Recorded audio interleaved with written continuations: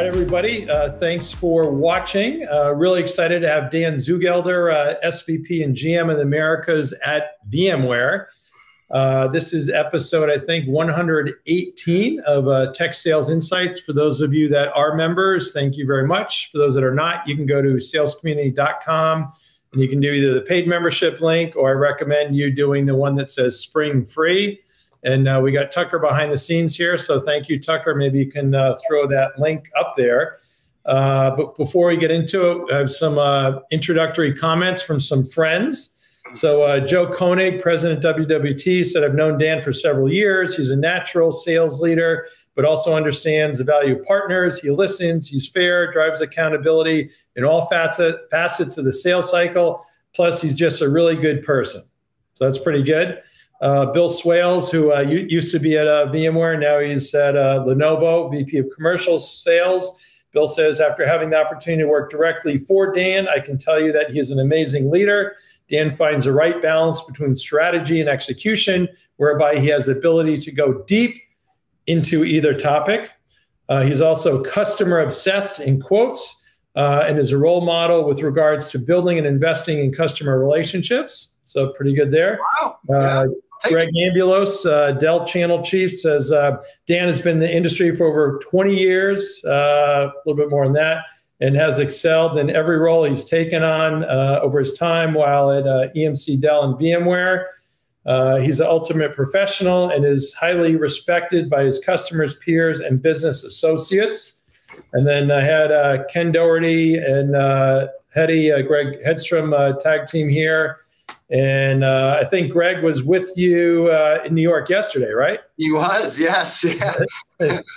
So you might have been with them as they were typing. Yeah. But they basically said very transparent leader, extremely competitive, will jump in and get his hands dirty, great coach, and has created a great followership. So pretty good stuff. And I will send it, because when I do my next week notes, then I get to send you yours, and I just send John McMahon his from last week. I'm glad you left all the bad stuff out. Thank you. There you go. No bad. And your title topic is the psychology of sales. So definitely look forward to hearing about that. You live in Sparta, New Jersey. So sounds like a small place. Yeah. You claim not to have much for interest besides work and family, because you're so busy with both. But obviously, we'll find out a little bit, tied in with Penn State with your kids and going to the beach. So let's jump into the questions here. So you graduated University of Buffalo back in 1990, and your first job was ADP, right? Yeah, first job. I kind of knew. I don't know why I knew that I wanted to get into sales, even when I was in college. I just felt that it was a good path, and I got lucky. I knew a friend of a friend at ADP, and they were hiring young people right out of school. So I kind of fit the profile. And I will tell you this, it was in Buffalo, New York. And so we did all foot canvassing. For people that haven't done that, that's you used to go door to door, small business sales in the middle, all through winter. That was my first. I started in September and did that all the way. So literally at the end of the day, your shoes, your dress, with black wingtips. Oh yeah. Yeah. If you remember those, you lace with laces, right? Sure. Exactly. You'd be all salt stained and everything. So that's, if you had nice shoes, they were ruined. You just gonna use the same shoes and try to scrub the salt stains off them. But it was a good company as far as ADP really followed a deep training of young salespeople on really the fundamentals of a sales call, and pulling out, asking questions, open-ended questions, and pulling out needs, and all those fundamentals that, quite frankly, have never left me. Wow, awesome. And then from there, so basically, I think you worked for, depending how you count them, EMC and VMware, you can count as the same, but kind of ADP, EMC, VMware, so kind of 2 to 3 companies over 33 years, which is amazing. I think probably Billy Scannell maybe is the only one that has you beat. But maybe just kind of quickly go through your roles at EMC and then VMware. Yeah, so I started at EMC in 2000, and for people that were at EMC 2000, it was booming. EMC, I joked they were hiring anyone with a heartbeat. That's how I got in. They didn't have a lot of criteria. They were just getting bodies. And that was the .com, your Y2K, the .com boom was going on. And it wasn't long after that, all of a sudden, everything crashed. And so I had a young family. I got married young. I had a young family at home. And all of a sudden, they're doing riffs. And I'd only been at the company for about a year. And I'm like, man, I'm not very qualified. I'm not very good. And I think this is not going to fare well for me. But I made it through 3 riffs. And, talking about this sweat off your brow, you're like, wow, I made it through. And I didn't exactly have what you call a nest egg at home. I was like living paycheck to paycheck. But I did happen this when I joined EMC, I loved their culture. I instantly was drawn to it as I was an athlete in college. I played football for 4 years, and I was just this highly competitive person. And I got involved in this sales organization that was just really thrived on competitiveness and drive, and no deal was ever dead. You just never gave up. And I instantly knew. I remember telling my wife at the time, I'm like, I just think I found my fit. This is really good. And I was fortunate enough to be a part of like a lot of great sales leaders and my peers. I always, look back with such incredible memories of how I developed because of the people I was around. They made me better. They challenged me. They really were a catalyst to get better at our profession that we all love so much. Yes, so you got to join the easy days when EMC was a leader. I was there where nobody knew who the heck. Yeah. So it was. That's why I don't have any hair left.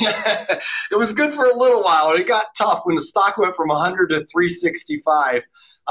Those were some tough times we went through, but overall it was a great place to be a part of. Great, and then part of any great culture and that sales execution is obviously the leadership, and I'm sure you've got fond memories of kind of those along the way that probably taught you a lot too, right? Well, some of the best. Kevin Delaney's been on this. He's been on Sales Community. And by the way, Sales Community, it's great to see so many. It is a great venue to bring a lot of people together. I'd never seen anyone try to do what you're doing, Randy. I think it's fantastic. Thank you. And I love to watch these. I've picked up and probably watched 10 or 12, maybe more of these. Sometimes people I know, some people I don't. But Kevin Delane was one of the people that hired me, and I worked for a number of years. And, Billy Scannell, he was obviously, I worked directly for him the last 7 years I was at EMC running global accounts. So, working for those type of people that have been extremely successful in their careers, but also, they gave me so much. But I would tell you that that's probably if anybody can be fortunate enough to get the opportunity to work for those great people, it's a gift and one that I'll never forget. Yeah. What about maybe from Kevin and Bill, if there's one specific nugget you remember kind of from a training perspective or what you learned? Yeah, I think Kevin was, because he had been at EMC for a while and I starting new. I think he was probably a little understanding that I didn't understand the technology. I didn't come from this technology background, but also understand you need to learn the technology. You need to understand it. And that if you don't have at least a fairly deep level of understanding, you'll never really understand your customers. And he was one of the first people that was extremely customer centric. I got to watch that firsthand, saying, hey, listen, we do whatever we need to do for a customer, and whatever their ask is, you do it. And you don't second guess it. You do it within reason and fairness, integrity. Yes. You got to box it. Morally correct and ethically correct, of course. Yeah. But it was going above and beyond. So I think that's what I took out of Kevin. It was that customer, you just go and listen, back in the day, we would be in a data center on a weekend as a salesperson as they're doing an install, and you were there. And sometimes you didn't have a lot of value beyond being there, but the customer cared, you cared enough to spend a Saturday night in a data center floor. If you've been in a data center, there's not a lot of place to sitting on a data center floor, sometimes just providing food and stuff like that for the engineers that are doing the real work.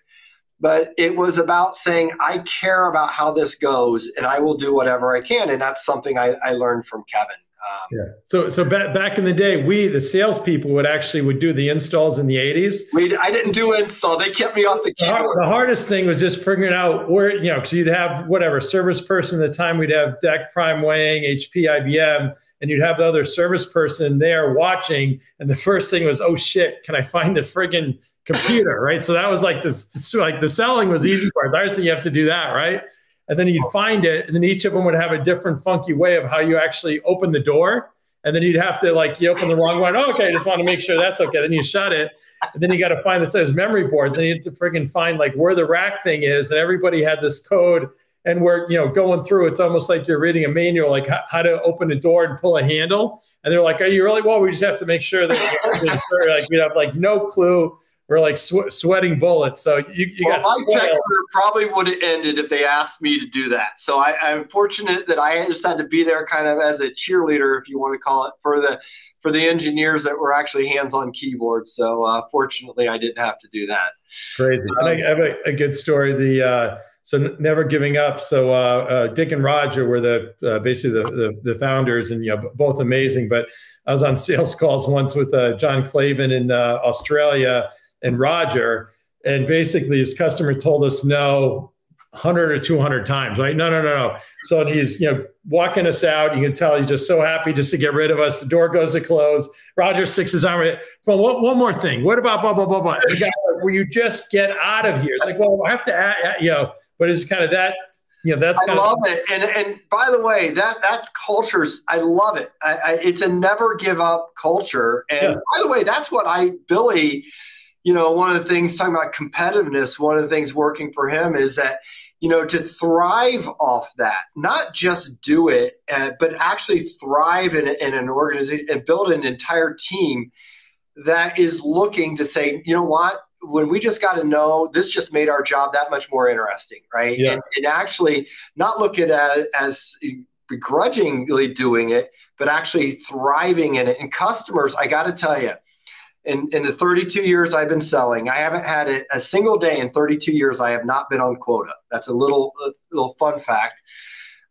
With that, I will tell you, customers may not always show it, but they appreciate when you care that much about what you sell that you're not willing to give up. They may say, get out, but deep down they're like, man, that passion is contagious. And I really like to do business with people that care that much about their business.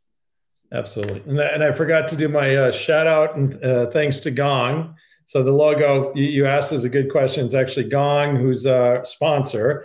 So as I like to say, the emerging tech stacks, if you think about how Oracle emerged from Informix and Sybase and PeopleSoft and all that, Gong will be the player or one of the players, in my opinion, for sure. So they're the revenue intelligence platform. They transform organizations with an accurate understanding of customer interactions to increase business efficiency, improve decision-making, and accelerate revenue growth. So thank you to Gong for being a sponsor. I'll keep the hat on for a little bit. So your role, you have a big job, SVP, VMware for Americas. What are maybe kind of two kind of main priorities that you have for this year? Well, the foundation is always about customer value. And I've always, I don't have a conversation with anyone on my team which doesn't start with what's in it for the customer and why are we doing this. So I think that driving that culture throughout, one of the things that VMware has had one of the most incredible, innovative companies in tech over the past 25 years. We turned 25 years this year. We're quite proud of that. But the innovation engine has been incredible. And, one of the reasons I came to VMware was about 5 years ago was to drive, if you could have this great innovation engine and this great customer culture and bring both of those together, it would be a combination that would just, quite frankly, not beatable. And so for me, my part of it, and I think one of the reasons I was asked to come to VMware was purely to bring that customer centricity, that customer focus, along with the innovation from our engineering team to really deliver the greatest value. Yeah, awesome. And if you think of maybe kind of one or two challenges that you have for this year, what would you say? Well, the elephant in the room is that we've been acquired, an intent to acquire on May 26th. Broadcom announced their intent to acquire VMware. So, people have been doing business with VMware for a very long time, and a lot of trust there. And let's be honest, there was some negativity around Broadcom initially about maybe what they would do with VMware, and was this a positive thing? So we've spent a lot of time with customers. I've spent a tremendous amount of time personally with Hock Tan, understanding what he wants to do with VMware and how he wants to really make sure that VMware continues to do wonderful things for our customers.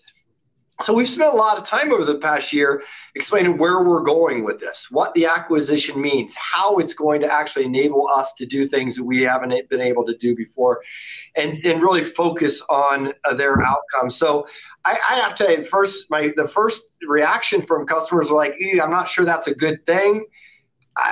Not everybody, but we were getting a pretty consistent, like, hey, wait a second, I see where this is going. I think this could be a very positive thing for us as customers. So we've been spending a lot of time with customers, talking them through what it means to them, and quite frankly, really sculpting the future of VMware and Broadcom through their feedback. And that's been invaluable.